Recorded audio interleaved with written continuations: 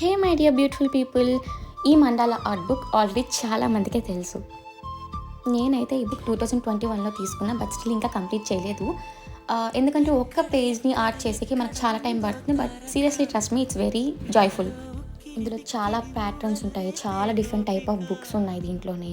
And మనకి దీనికి ఏం పెద్ద పెయింటర్స్ అవ్వాల్సిన అవసరం లేదు, మనకి ఏం పెద్ద డ్రాయింగ్ రావాల్సిన అవసరం లేదు.